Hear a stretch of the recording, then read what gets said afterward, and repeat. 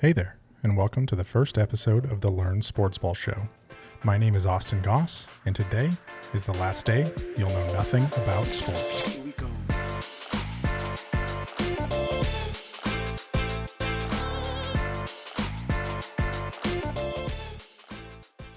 Have you ever found yourself in the middle of a conversation at work and find that everybody around you is discussing that big event from the night before, something that happened in football or baseball, basketball, whatever, and you have no idea what they're talking about, or you don't know how to discuss it even when you do know what they're talking about? Or maybe you're at a family event. It's Thanksgiving, football's on, everybody's sitting around watching TV, and you just can't bring yourself to sit down and enjoy what's going on. If either of those scenarios apply to you, you're probably in the right place. As I said before, my name's Austin, and I'm your host for the Learn Sportsball Show. Today I want to talk to you in my inaugural episode about why Learn Sportsball exists in the first place, what sports mean to me personally and why I got into them, and why I think you should also get into sports. So let's dive in. So why did I decide to call this the Learn Sportsball Show? Well, the title's pretty self-explanatory. I want you to learn about sports ball. Now let's break down the term sports ball itself. This is a made-up word. This is not an actual thing, so before we get too deep into this, I don't want this to be like a discussion about, hey man, did you know that sports ball isn't a true sport? Yes, I do know that. The joke really is that sports ball is kind of that term that people use when they don't know anything about the sports that they're watching. So it's not really, you don't know much about football, you don't know much about teams, you don't know much about athletes. You might just say, hey, go sports ball, right? Like it's kind of a joke. It's meant to be a meme. It was made up a long time ago and has kind of been used for a long time as this generic way to refer to the world of sports when you're not in the know. So part of the reason I decided to call it that is, one, to call it for what it is. It's okay that you don't know what sports ball is yet. It's okay that you don't know about all of these things. I'm here to help. But I also want to, I don't know if rebranding is the appropriate term for something like this, because this is a small show. I'm just starting up. Who knows what's going to happen from here? But I want to make it easier for you to understand and learn about the world of sports in general. So this tongue-in-cheek play at those of you who aren't read in on sports is intentional. It's meant to reduce those barriers to entry and make it an unassuming way to kind of learn more about something that maybe you've been curious about for a long time and just haven't had somebody break it down for you. I'm also aware that there's already a lot of content around athletics out there. Like everywhere you turn, you'll be able to find something related to the world of sports. You can find it on TV. You can find it on socials. You can find it in your day-to-day discussions. There's no shortage of content out there, but so much of the content is centered around people that are already experts in this space.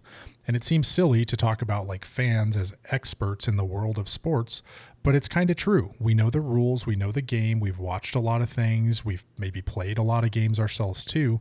And so when we listen to these personalities and these shows talk about sports, it's through the lens of somebody that's already part of that world. I would liken it to people that maybe are into like Star Wars or The Office, right? Like there's lots of these cultural phenomenon that occur within different mediums, whether it's a TV show, whether it's a movie franchise, that you might hear people talking about a lot, but if you've never watched it, if you've never partaken in that, you might not understand the general things that are being talked about there, and it can be a little bit socially exclusive. So the intent of this show is to really view things through the lens of someone that doesn't know anything about this yet, to talk about the human aspects of sports, to talk about the rules of the sports, right? And so I hope that as you go through this series, you're going to find a lot of value through information, right? Like just general understanding about what's happening and how the game works. Additionally, there's going to be some thoughtfulness here too. I want you to understand that in the world of sports, there is so much richness and goodness that describes what I think we all kind of want as our human experience, which is empathy, humility, friendly competition. Like there's so much here that we could talk about and unpack that really helps to inform not just sports in general, but the human condition. And there's so many things that we can glean from the world of athletics that help us see ourselves more clearly. And finally, I want there to be some humor in this too. I tend to not take myself too seriously in my normal life, and I don't want to take this too seriously either. Not because I don't want you to learn, but because I want there to be good balance. So when it comes to the Learn Sportsball brand in general, what can you expect? Some humor, some thoughtfulness, and some information around the world of sports, specifically designed for those of you that really don't know anything about it yet. Now that we've got that brand information out of the way, let's talk about why I got into sports and why I think you should care about sports ultimately. So from a young age, sports were just a natural part of my life. Like, I don't remember having a conscious thought where I said, I am going to start playing baseball because I want to like baseball. I just picked up a ball and started throwing it. I started swinging a bat, started playing the games that were being played around me because it was an easy entry into the social life around me. So part of it was natural inclination. I didn't have to be convinced to do it. I wasn't coaxed into it. It's just kind of how I'm wired, that I love playing games, I love playing sports, and I love being a part of the fandom that surrounds these sports. I also enjoy the competition. I think it's natural for human beings to be wired competitively in some way, shape, or form. And you might be thinking, well, Austin, I don't care if I win or lose. I went bowling once with my family and I was terrible at it and I didn't care and I just walked away from it with no feelings, no harm, no foul. That's all well and good, but what about at work? What about that promotion that you worked hard for? What about those things maybe you've tried out for a play? Maybe it's a musical thing, right? Like maybe it's being an actor, whatever it is. Like, people are wired to want to do well in what they do. And so that competitiveness fuels some of your desire to be a part of that. That's always been true for me in sports, especially when you get immediate payoff for that competitive aspect of things, right? Like at the end of the game, someone wins and someone loses almost exclusively, although there can be ties, but that's not what this episode is for. Think about the fact that, like, in a lot of situations, if you get better and you compete better and better in your space, whether that's business, whatever the case may be, it's not always an immediate payoff. You don't get that immediate gratification. And I'm not saying that everything should be immediate gratification. However, winning a game is generally a good indicator that you played it the right way, that you're making progress, that you're getting better. It's also a way to benchmark yourself against your peers, which is really hard to do in other spaces because you're just not being put up against each other to figure out who does it best. So this is something that I think is just a natural part of who we are, is figuring out what we're best at and going and doing that. So the competition is great. And that competition fosters some pretty strong friendships. I've got to say that from the time that I started playing sports until now in my life, I've got friends that I know. I developed those friendships and those relationships on a baseball field, on a basketball court. And they're friends that I've had for a very long time. One of my best friends, we started playing baseball together in high school, and here we are more than 20 years later and still friends today, in large part because we met each other through a mechanism that allowed us to kind of interact in an unassuming way. It also teaches the ability to work hard, right? Like, all of us want to work hard and be rewarded for that hard work. And there's two aspects of that. There's just the work itself and improving that is kind of its own reward. But then when you also look at it through the lens of, am I having fun while I'm working hard? It makes it that much more rewarding. And it's so true about the world of athletics that if you like sports, or if you're wired to play games or compete in that level, and your hard work pays off with improvement over time, you're just so bought in very early on because you can see that improvement and you want to just keep going. It also taught me to celebrate successes and also learn how to develop through my failures. And man, what a profound thing to learn at a young age. Not saying I was great at it. To be honest, I was not great at celebrating my successes, and I overemphasized my failures in my young athletic career, if you want to call it that.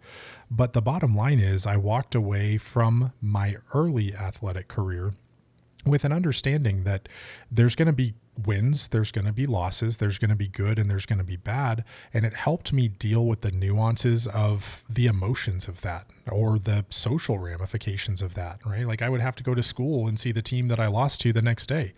Didn't always feel great, but it helped me be humble, helped me recognize where I could improve, and it helped me just overall become a more well-rounded person. So when we think about why people get into sports, for me, it was a pretty easy transition because I just like being involved in those games. If you're not athletic, if you've never really been interested in the kind of the machismo or the testosterone that surrounds the world of sports, I totally get that. Not everything is like that, and not every athlete is wired that way. And so I challenge that perspective and just say, maybe there's more here than meets the eye, and you might be able to find something out about yourself through watching other people compete. So that's a little bit about why I got into sports. Now, the whole point of this episode and really this brand is convincing you why you should care about sports. So I'm going to lay out 3 pretty distinct options here of things that I think are not universal to the sports world, but universal to people and why we care about a lot of things that happen in life anyway. The first being the social aspect of this, right? Like we talked about it at the beginning of the show that oftentimes you're going to overhear people talking about what happened in the Super Bowl the night before, or you're going to be at a family event and it's just inevitably going to be on because nobody wants to play anything else that might be polarizing, might cause some of that division. I know none of us have experience with train wreck holidays at home, but putting sports on is a pretty easy way to not make anyone mad. So it's common. You're going to see it all the time, and that's okay. The social aspect of it really revolves around like the relationships that you already have. I'm sure there's times in your life where you've been invited to an event, whether it was to go to a game in person, whether it was meeting up at a bar because everybody was watching something there, or maybe it was just a small social gathering with some people that you know care more about this than you do. And you would love to be a part of that interaction, be a part of that situation, but you also feel the awkwardness of not knowing how to discuss it well. I think about bigger social phenomenon or cultural phenomenon. One that I'm completely out of the loop on, the Game of Thrones franchise. I think it's House of the Dragon just came out recently. That's like a continuation or kind of a spin-off of that. Whatever it is, I'm completely out of the loop. But I've heard a lot of people talk about it, and there's always that feeling of, I don't necessarily know that I care that much to watch the whole show. In fact, I certainly know that I don't care to watch the whole show. But I also feel kind of left out by not being able to talk about something that so many other people are. This is exactly the argument that I would make for the social aspect of understanding the world of sports. You want to be able to participate. You want to be part of that social discussion that's happening, and you don't want to feel out of place when you get invited to something that surrounds this. Being able to watch and understand what's happening, that's part of what we're going to dive into early on in this series. We're going to talk so much about the rules, the basic understanding of the game. How are the points scored?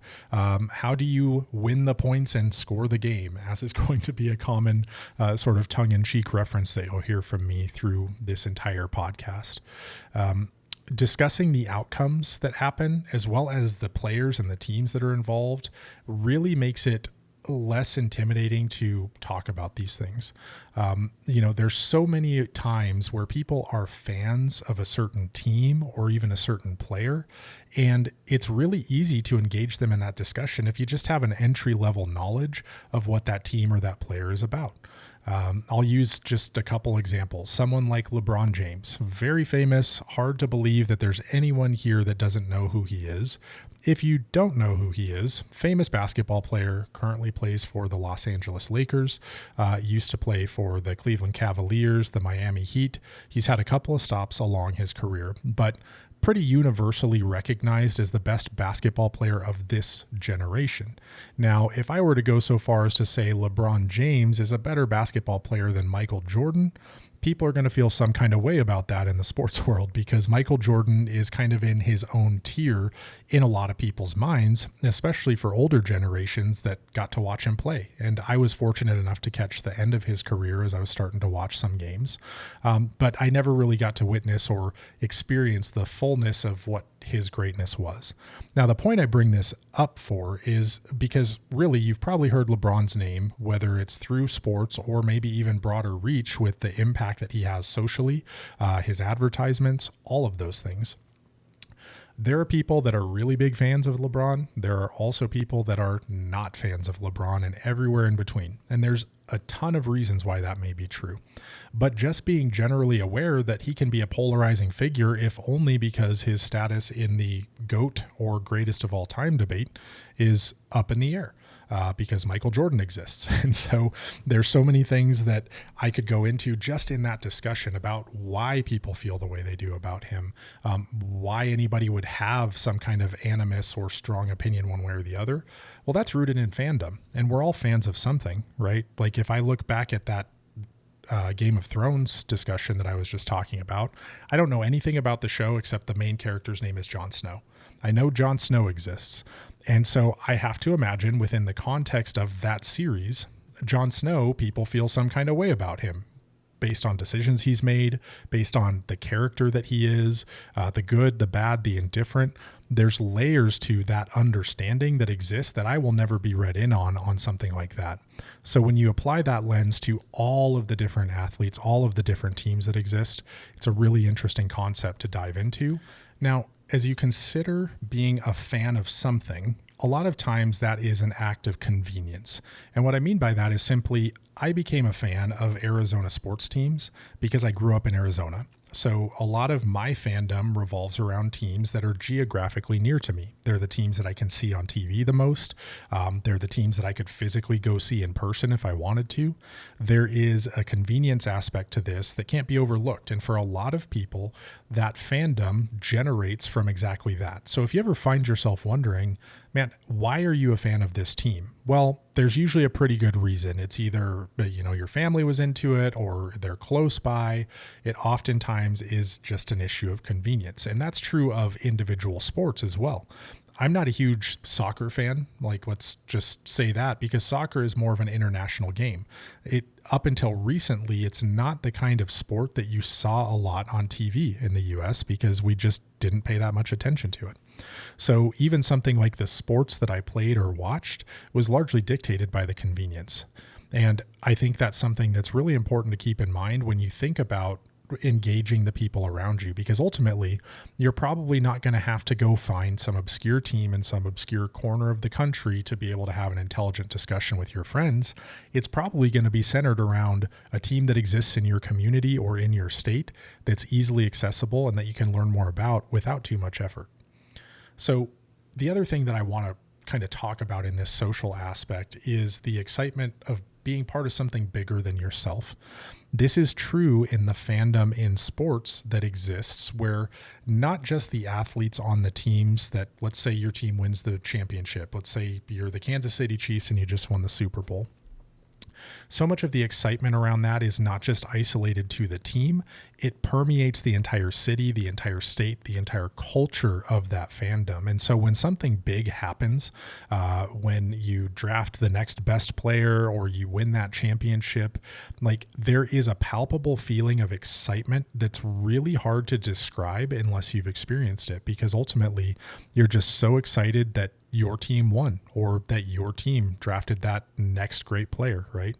And so there's a lot of things that I would say extend beyond yourself, and being part of that can carry a lot of value, not just in the good, but also in the not so good. When your team doesn't do so well, you've got people around you that you can commiserate with, because you've got relationships that you could even consider it just a proverbial shoulder to cry on, right? You've got that shared disappointment that exists when something doesn't go your way. Maybe it was a heartbreaking loss or whatever the case may be, right? You can feel that with other people. And I think that collective human experience is so much of what drives fandom.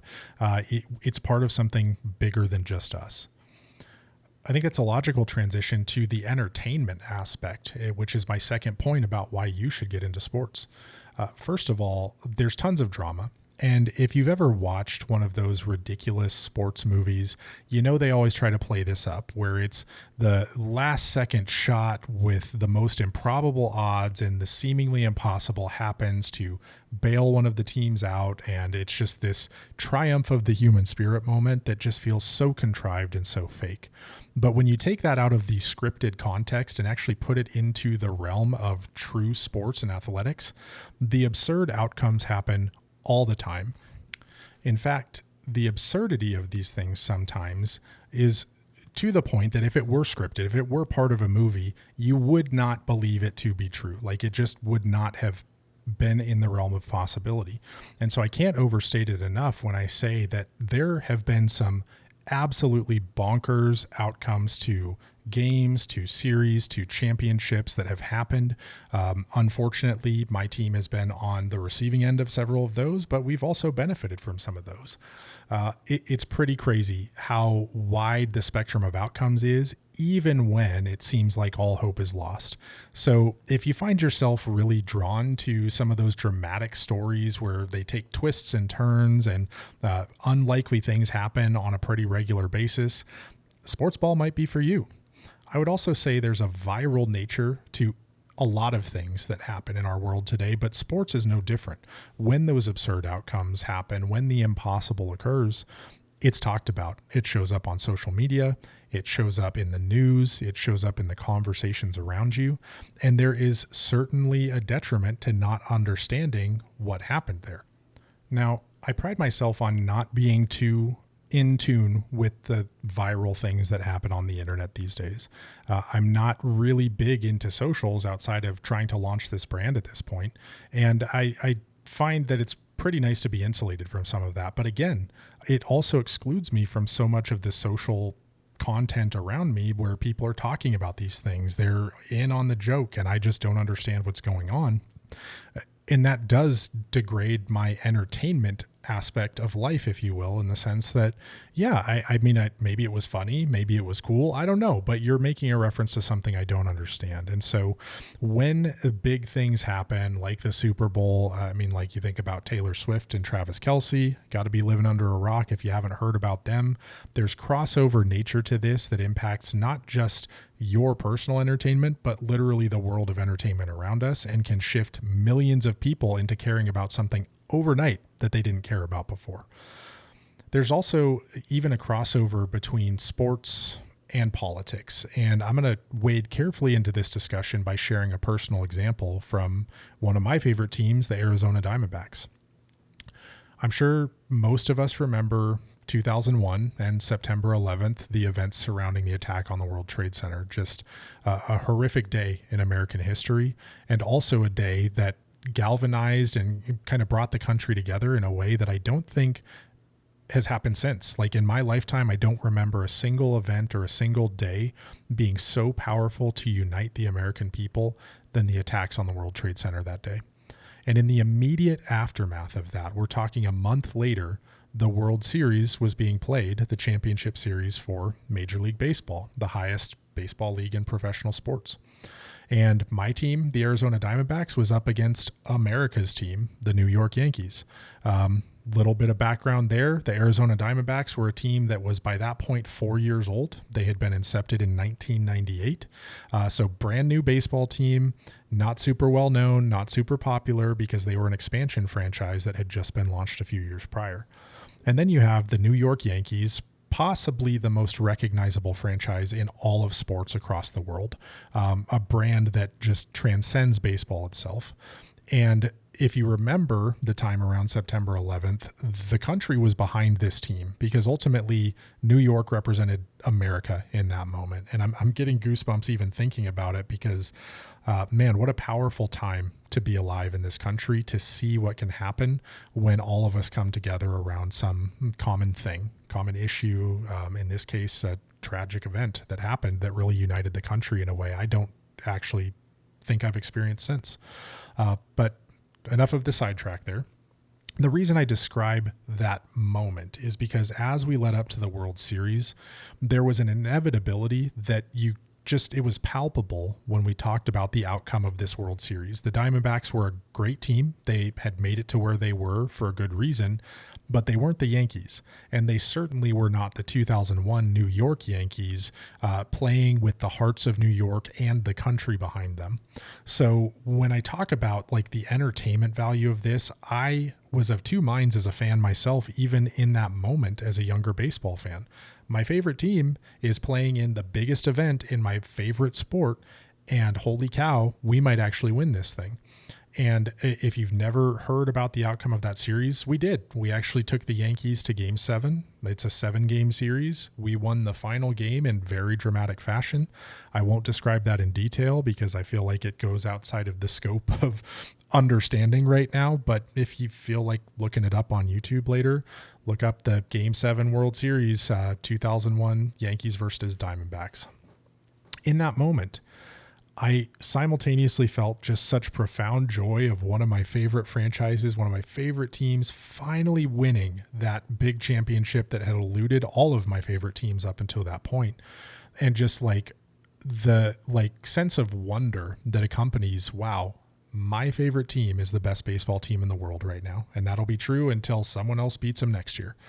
But then there's also that feeling of, man, the entire country was pulling for the Yankees. And while the Yankees by and large are more of a team that people dislike than they like, simply because they always have been so great, in that moment, the way I felt about them transcended sports itself, and it transcended rivalry, it transcended competition. And I thought, man, I can't believe they lost. It felt like America lost in that moment. And so I found myself even feeling a little sad.